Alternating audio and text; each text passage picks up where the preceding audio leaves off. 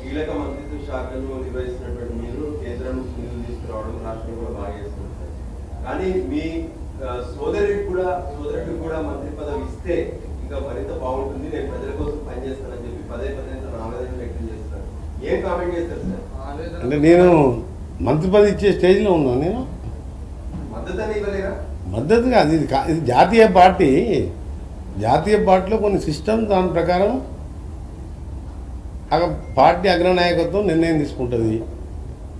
CM గారి అభిప్రాయాలు తీసుకుంటారు. ముఖ్యమంత్రిగా సీఎం గారు మంత్రివర్గాన్ని నియమించే అవకాశం కేంద్ర జాతీయ పార్టీ కాబట్టి ఇక్కడ వాళ్ళ పర్మిషన్తో ఆయన చేయడం జరుగుతుంది. అందులో మా ప్రమేయం కానీ ఎవరి ప్రమేయం కానీ ఉన్నదల్లా.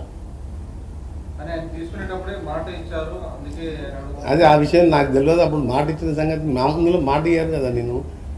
నేను ఇప్పుడు వాళ్ళు మాట ఇస్తే సంతోషమే, నేను ఇస్తే సంతోషపడతాం. కానీ కేంద్రంలో అల్టిమేట్గా హైకమాండ్ సీఎం గారు కూర్చొని నిర్ణయించే అంశాన్ని నన్ను అడగడం కూడా మీరు తప్పు.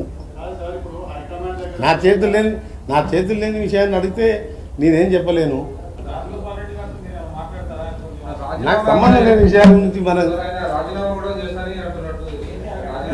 ఇవన్నీ నాకు సంబంధం లేని విషయాలన్నీ నన్ను అడిగినా నేను నాదేంటంటే అఫీషియల్ డ్యూటీ. ఈరోజు గడ్కరీ గారు నేను అడిగినా ఇవాళ క్లియర్గా మాట్లాడడం. రేపు పొలిటికల్గా మీరు దండాకు చౌక్ వస్తారు కాబట్టి జంతర్ మంది దగ్గర అప్పుడు ఏమైనా ఉంటే ఇవన్నీ మాట్లాడదాం. బట్ పొలిటికల్ విషయంలో రాజగోపాల్ విషయంలో నో కామెంట్స్. ఎందుకంటే నాకు సంబంధం లేని విషయం. నాది మీ హైకమాండ్ చెప్పే పరిస్థితి కానీ హైకమాండ్ దగ్గర పోయి మంత్రి పదవి అసలు నేనే ఢిల్లీకి రాలేదు, మంత్రి పదవి అడగలే. ఒకప్పుడు నాకు 3 సంవత్సరాల కాలం ఉన్నప్పుడు, నాకు 3 సంవత్సరాల సమయం ఉన్న తెలంగాణ ఆలస్యమై పిల్లలు ఆత్మహత్య చేసుకుంటే మంత్రి పదవి వదిలిపెట్టేవాడిని. మంత్రి పదవి గురించి పెద్ద నాకు అంత అనుకుంటే డిస్కషన్ కూడా ఇంట్రెస్ట్ ఉండదు. అంటే నేను పాలిటిక్స్లో బ్రదరు ఇవి హైకమాండ్ వాట్ ఎవర్ హైకమాండ్ నిర్ణయాన్ని పాటించే వ్యక్తిగా హైకమాండ్ ఏది నిర్ణయం తీసుకున్నా దాన్ని మేము సమర్థిస్తాం. నేను ఒకటి చెప్తున్నా, నా విషయంలో మంత్రి పదవి ఒకటి ఎక్స్పాన్షన్ అప్పుడు అందరూ వచ్చింది, నేను వచ్చినా చెప్పండి మీరు. మంత్రి అయినా 4వ రోజు గడ్కరీ గారికి వచ్చినా వారికి సన్మానం చేసి సార్ మళ్ళీ నీ కన్సర్న్ మినిస్టర్ అయినా నాకు ఈ రోడ్లు కావాలంటే అప్పుడే జిఎంఆర్ని క్యాన్సిల్ చేసిండు, నేషనల్ లెవెల్ డిపిఆర్ పిలిచిండు. ఇంత ఫాస్ట్గా హైదరాబాద్ రోడ్డు చేపిస్తున్నాను.